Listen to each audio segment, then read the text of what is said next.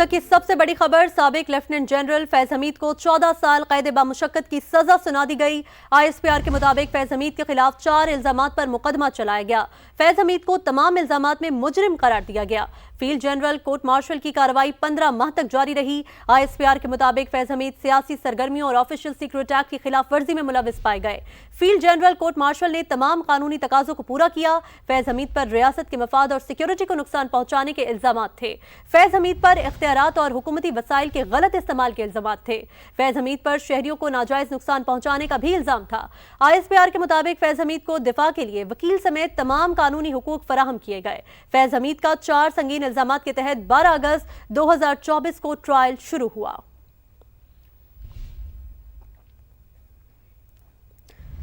दीगर खबरें शामिल करें। आपको बताएं, मईशत को जकड़ने वाले गर्दिशी कर्ज के हवाले से बड़ी पेशरफ्त। पावर सेक्टर का गर्दिशी कर्ज खत्म करने के इंतजाम के तहत पहली किस्त जारी। उच्च पावर से 41 अरब 80 करोड़ रुपए की रकम और GDCL को मौसूल हो गई है। इस हवाले से क्या तफसीलात हैं, रिजवान आलम से जानते हैं। रिजवान, अपडेट कीजिए।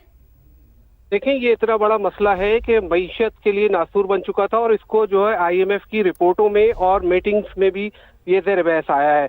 IMF ने शर्त लगा रखी है पाकिस्तान पे कि वो अपने पावर सेक्टर और गैस सेक्टर में बढ़ने वाले गर्दिशी कर्जों को ना सिर्फ ये कि बढ़ने से रोकेगा बल्कि इसको खत्म करना होगा। आज उच्च पावर से जो है OGDCL को 41 अरब 80 करोड़ रुपए की किस रकम मौसूल हुई है और ये इस इंतजाम के तहत मौसूल हुई है जो कि पावर सेक्टर ने और हुकूमत ने मंजूर किया है। आज से कुछ अर्से कबल उच्च पावर की तरफ वाजिबात की मद में OGDCL की रकम निकलती थी। हुकूमत ने गर्दिशी कर्जों से निपटने के लिए बैंकों से सस्ते कर्ज का मायदा किया है। इस्लामिक शरिया मूड पे ये मायदा हुआ है।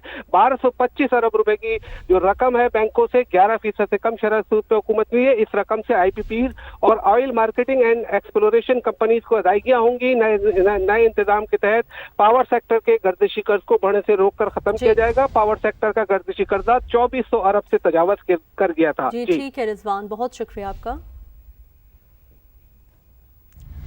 वज़ीर इत्तलात पंजाब अज़मा बुखारी कहती हैं लाहौर में सिर्फ 6, 7 और 8 फरवरी को बसंत मनाने की इजाज़त होगी। मुख्तस दिनों से पहले और बाद में पतंग उड़ाने पर मुकम्मल पाबंदी होगी। समा से खुसूसी गुफ्तगू में उनका कहना है वज़ीर आला पंजाब मरीम नवाज बसंत की तकरीब का इफ्तिताह करेंगी। मजीद क्या डिटेल्स हैं, अब्बास नकवी से जानते हैं जो इस वक्त अज़मा बुखारी के साथ ही मौजूद हैं। जी अब्बास।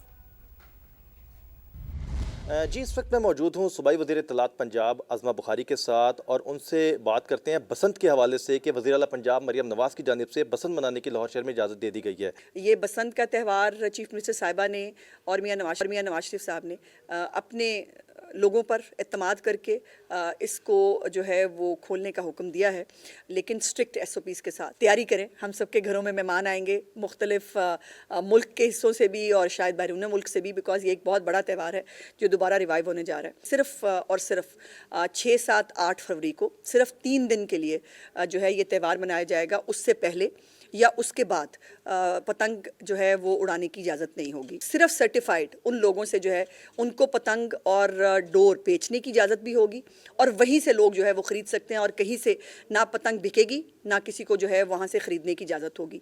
मरकज़ी तकरीब जो है इसको लॉन्च करने की वो चीफ मिनिस्टर साहबा ख़ुद अपने हाथ से करेंगी और ये खुशियों का त्यौहार है, ये बहार की आमद है और हमें इसको इसी जज्बे के साथ मनाना चाहिए। पतंग काटो, लोगों के गले नहीं काटने। जो उम्मीद है हम सब इसकी अब लेंगे और इसको बहाल रखेंगे ताकि अगली दफ़ा इसको पूरे पंजाब में किया जा सके।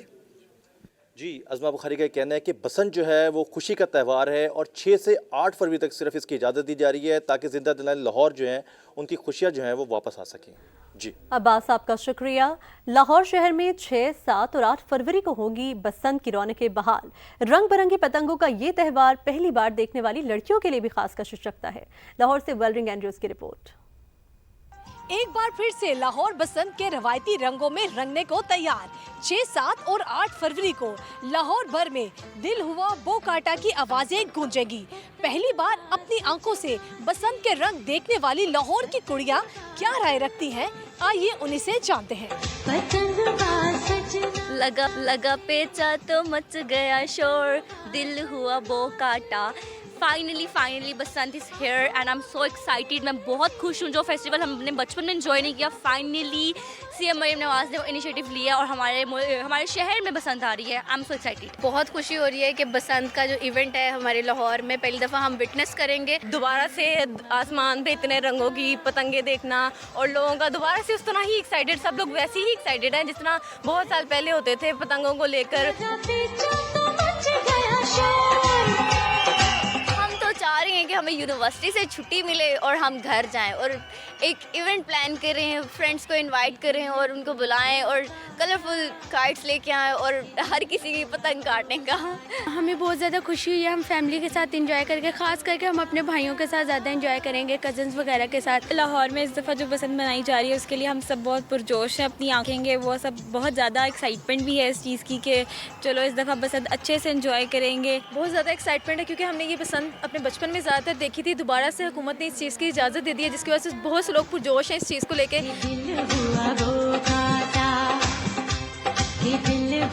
लाहौर की कुड़ियां पहली बार अपनी आंखों से बसंत देखने के लिए बेताब हैं। कहती हैं सुना था बसंत के रंग लाहौर की पहचान है, अब हम भी बसंत देखेंगे। कैमरामैन हसन महमूद के साथ वेलरिंग एंड्रयूज, समा, लाहौर। लाहौर में 6 से 8 फरवरी तक बसंत का ऐलान। जिला इंतजामिया ने बसंत मनाने की तैयारियां शुरू कर दी। पतंग फरोख्त करने वालों और काइट फ्लाइंग एसोसिएशन की रजिस्ट्रेशन का आगाज भी कर दिया गया। तफसीलात जानते हैं नुमाइंदा समा उस्मान अलीम से। जी उस्मान। जी बिल्कुल, पंजाब हुकूमत की जानिब से लाहौर में 6, 7 और 8 फरवरी को बसंत मनाने का ऐलान किया गया है, जिसके लिए ज़िले इंतज़ामिया लाहौर ने तैयारियां और इंतज़ामात शुरू कर दिए हैं। महफूज और मुनज़्ज़म बसंत मनाने के लिए पतंग फरोश, ख़रीदने वाले और इस समेत जो एसोसिएशन हैं, काइट फ्लाइंग एसोसिएशन, उनकी रजिस्ट्रेशन का अमल भी शुरू कर दिया गया है और 4 कैटेगरी के फॉर्म A, B, C और D जारी किए गए हैं। B कैटेगरी का जो फॉर्म है, इसमें जो पतंग फरोश होंगे उनके लिए SOPs जो है वो भी वज़ा किए गए हैं। इस पर QR कोड जो है वो भी दर्ज होगा, जो कि पतंग फरोश जो है वो अपनी दुकान के अंदर नुमाया जगह पर लगाने का भी पाबंद होगा। चरखियों पर मुकम्मल तौर पर पाबंदी आयद होगी, जबकि जो डोर है वो भी कॉटन के धागे से बनाई जाएगी। पतंग का साइज 40 इंच से जायद नहीं होगा, जबकि गुड्डा जो है वो 30 इंच से जायद नहीं होगा। जो मांझा इस्तेमाल किया जाएगा उसमें ग्लू, सादा रंग, आटा और कमज़ोर शीशे का इस्तेमाल जो है वो किया जाएगा। ये तमाम तर रजिस्ट्रेशन का अमल जो है वो डिप्टी कमिश्नर लाहौर के ऑफिस में शुरू कर दिया गया है और ये रजिस्ट्रेशन का अमल मुकम्मल होने पर महफूज बसंत जो है वो लाहौर में मनाई जाएगी। जी उस्मान, आपका शुक्रिया। बसंत की रौनक अंदरून लाहौर में भी लगेगी। हवेली बारूद खाना में भी दहाइयों पहले बसंत पर मुल्की और गैर मुल्की मेहमानों का तांता बंधा रहता था। यूसुफ सलाहुद्दीन कहते हैं बसंत के लिए छतें किराए पर दी जाती थीं। बड़ों से सुना है अल्लामा इकबाल साहब भी बसंत मनाते थे। मजीद जानते हैं समा लाहौर के नुमाइंदे कासिम अरशद से, जो इस वक्त यूसुफ सलाहुद्दीन के हमरा मौजूद हैं। कासिम, क्या कहना है उनका? अरे बिल्कुल, माह फरवरी में लाहौर का आसमान एक बार फिर रंग बिरंगी पतंगों से सजेगा। ना सिर्फ लाहौर बल्कि लाहौर का दिल अंदरून शहर और अंदरून शहर का दिल हवेली बारूद खाना भी एक दफ़ा यहाँ पर बसंत का त्यौहार मनाया जाएगा।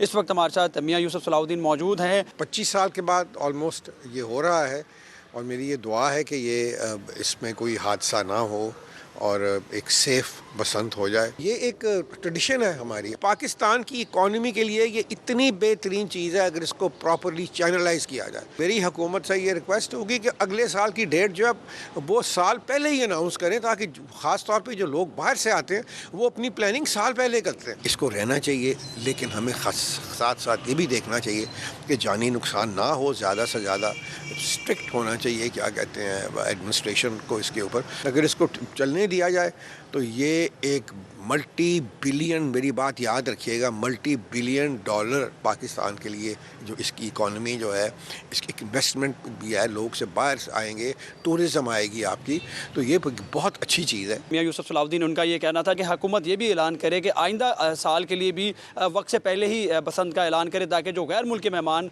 पाकिस्तान आना चाहते हैं और बसंत मनाना चाहते हैं वो अपने जो प्लान हैं उसके मुताबिक तरतीब दे सकें। जी कासिम, आपका शुक्रिया। नाजरीन, आगे बढ़ते हैं। डिप्टी चेयरमैन सेनेट का PTI और दीगर जमातों के पार्लिमानी लीडरों को खतरसाल।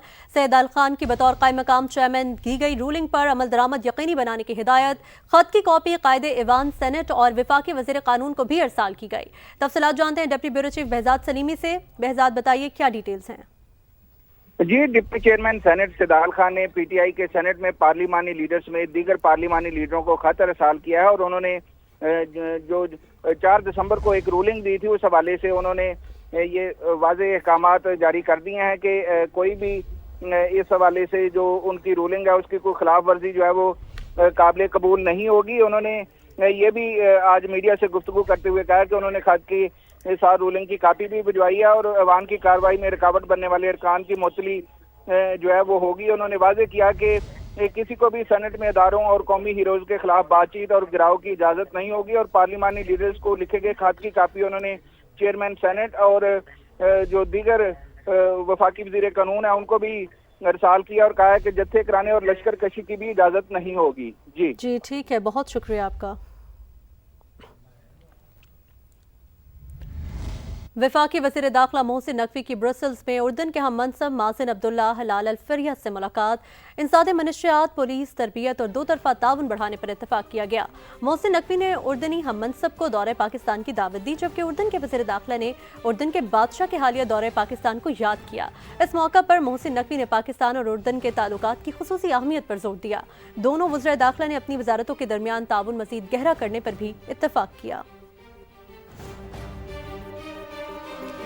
कौम की बहादुर बेटी डीएसपी पारस बखरानी ने शिकारपुर में डाकुओं का भरपूर मुकाबला किया और फायरिंग में जख्मी होने के बाद अस्पताल में जेर इलाज हैं। बखरानी कबाइल से ताल्लुक रखने वाली पारस ने तालीमी मैदान में नुमाया कामयाबी हासिल की और पुलिस में डीएसपी के ओहदे तक पहुंची। जमील मुगल की रिपोर्ट। कबायली खानदान का फख्र बन गईं। आला तालीम के बाद पुलिस में डीएसपी के ओहदे पर पहुंचकर पारस ने खानदान और कबीले का नाम रोशन किया। बहनें भी पारस की तारीफ करते नहीं थकती। कहती हैं पारस ने मेहनत से अपना मकाम हासिल किया है।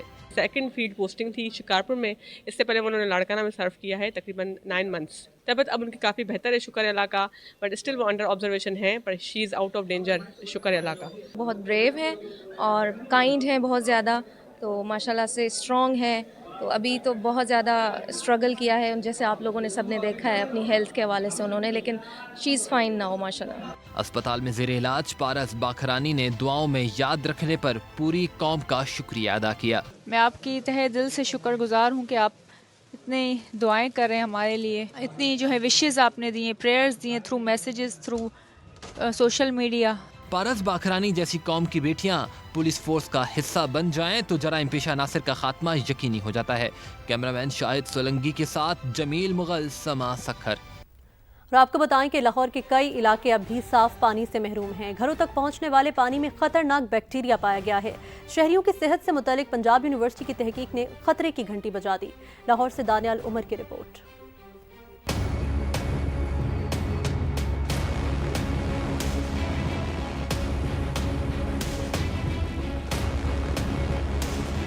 लाहौर के मुख्तलिफ इलाकों में साफ पानी नायाब, लाखों अफराद आलूदा पानी पीने पर मजबूर। खतरनाक बैक्टीरिया ई कोलाई नलके के पानी में शामिल।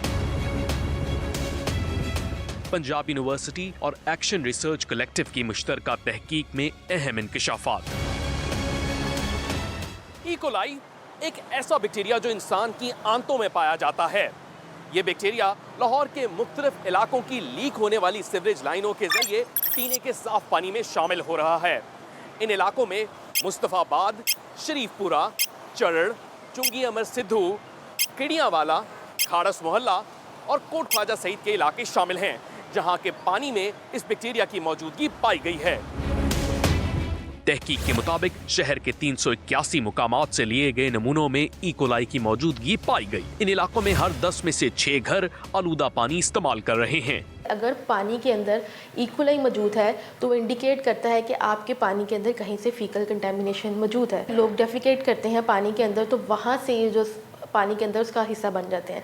लेकिन जहाँ पे आपका सीवेज वाटर जो है वो ड्रिंकिंग वाटर के साथ मिक्स होता है, तो वहाँ से ये कंटेमिनेशन जो है वो पानी पीने के पानी के अंदर शामिल हो जाती है। ई कोलाई बैक्टीरिया पीने के पानी में मौजूद हो तो ये कई तरह की बीमारियां पैदा करता है।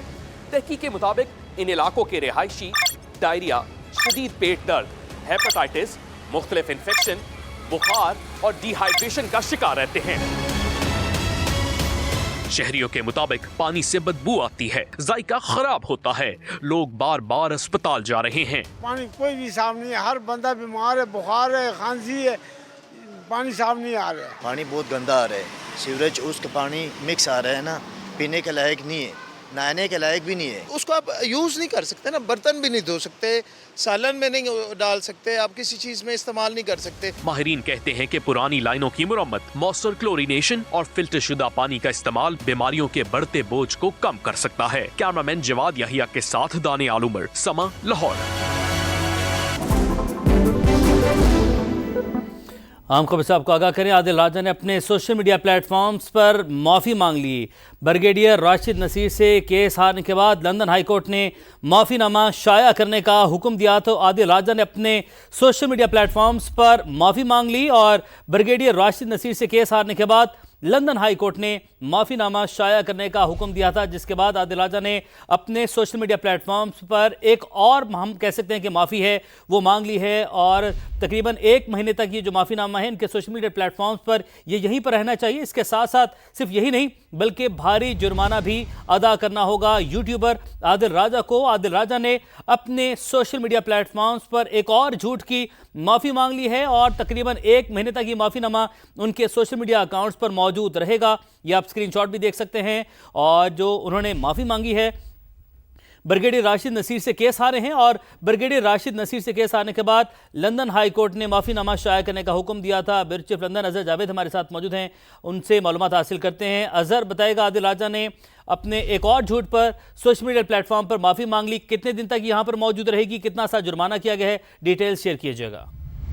जी बिल्कुल, ये बड़ा अहम केस था। ब्रिगेडियर राशिद नसीर ने यहाँ पर आदिल राजा के खिलाफ ये किया था, जिसमें ब्रिगेडियर राशिद नसीर के हक में फैसला दिया था लंदन हाई कोर्ट ने, और जहां एक जुर्माना किया गया था 50,000 पाउंड का, अदालती अखराजात थे 2,60,000 पाउंड के, वहीं ये हुक्म भी दिया गया था कि आदिल राजा अपने तमाम सोशल मीडिया प्लेटफॉर्म्स पर जो माफ़ीनामा है वो शाया करें और 28 दिन तक ये माफ़ीनामा वहाँ पे मौजूद रहे। तो इसकी ये शर्त पूरी करते हुए आदिल राजा ने आज अपने सोशल मीडिया अकाउंट्स पर माफ़ीनामा जो है वो बाकायदा तौर पर जारी कर दिया है। आप देख सकते हैं कि एक्स पर भी और फेसबुक पर भी, इस तरह यूट्यूब और दीगर जो प्लेटफॉर्म वो यूज़ करते रहे उस पर भी वो ये माफ़ीनामा शाया करेंगे। तो ये एक बड़ी अहम डेवलपमेंट है कि जो केस जीता था ब्रिगेडियर राशिद नसीर ने, उसमें उन्हें एक और जो है स्टेप फॉरवर्ड जाके आदिल राजा ने अदालती अहकामात के मुताबिक माफ़ीनामा जो है वो शाया कर दिया है। अभी